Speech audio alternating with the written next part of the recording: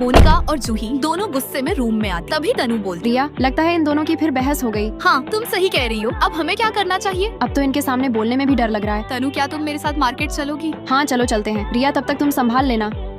मोनिका आखिर तुम दोनों में बात क्या है? मुझे वो सीनियर मानसी बिल्कुल पसंद नहीं। उसी ने मुझे स्टूडेंट काउंसिल से हटवाया था और अब जूही उसी के साथ घूम रही क्या है। तुम्हें जलन हो रही है? बात जलन की नहीं, जूही मेरी दोस्त, उसे मानसी के साथ घूमने से पहले मेरे बारे में भी सोचना चाहिए था। दोस्ती में ऐसा होना चाहिए, वैसा होना चाहिए जैसे शब्द नहीं होने चाहिए। रिया, तुम और तनु भी तो दोस्त हो। तुम दोनों के बीच कभी कोई झगड़ा क्यों नहीं होता? क्योंकि हम कभी अपनी सोच दोस्तों पर नहीं थोप। पहले मैं भी ऐसी ही और अपनी छोटी छोटी गलतियों की वजह से अपनी सबसे खास दोस्त को खो बैठी। अरे वाह, ये स्नैक्स तो सिया को बहुत पसंद है, इससे देखकर वो खुश हो जाएगी। वाह रिया, तुमने तो पूरा सामान सिया की पसंद का लिया है। लगता है तुम दोनों की दोस्ती बहुत गहरी है। हाँ बहुत गहरी, कभी नहीं टूटने वाली। सिया देखो तुम्हारे लिए क्या लाई हूँ। दो इधर। ये क्या? सिया ने तो कोई रिएक्शन ही नहीं किया। रिया जल्दी खाओ, खाना ठंडा हो रहा है। अरे ये क्या? मैं तो इसमें से कुछ भी नहीं खाती। सिया ने तो मेरी पसंद का कुछ ऑर्डर ही नहीं किया। रिया क्या हुआ तुम्हें? कुछ नहीं। ये डिश टेस्ट करो, बहुत स्वादिष्ट है। मुझे नहीं खाना, तुम ही खाओ। उस टाइम जैसा मैं उसके लिए करती, बदले में वैसे ही उम्मीद उससे रखती। और जब चीजें मेरी इच्छा के मुताबिक नहीं होती तो मैं नाराज हो जाती। सिया तुम्हारे लिए समीर जॉब भी ढूंढ ली है। रिया मेरा जाने का मन नहीं है। एक हफ्ते से एग्जाम की तैयारी कर रही हूँ, देखो मेरी हालत।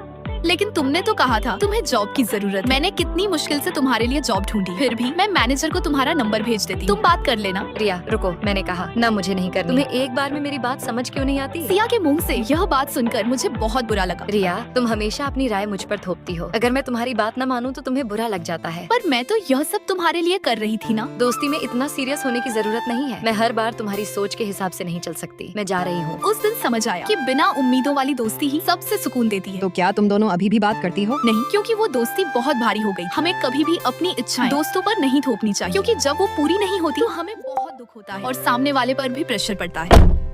ये लो, मैं तुम्हारे लिए खाना लाई हूँ। थैंक यू जूही, तुम मेरा कितना ख्याल रखती हो। मुझे माफ कर दो। अच्छा ठीक है, अब ज्यादा तारीफ मत करो, मैंने तुम्हें माफ कर दी। वाह रिया, हमारा प्लान सच में काम कर गया। सच्ची दोस्ती भरोसे और समझ से चलती है, तभी रिश्ते लंबे समय तक खूबसूरत और मजबूत बने रहते हैं। दोस्तों लाइक सब्सक्राइब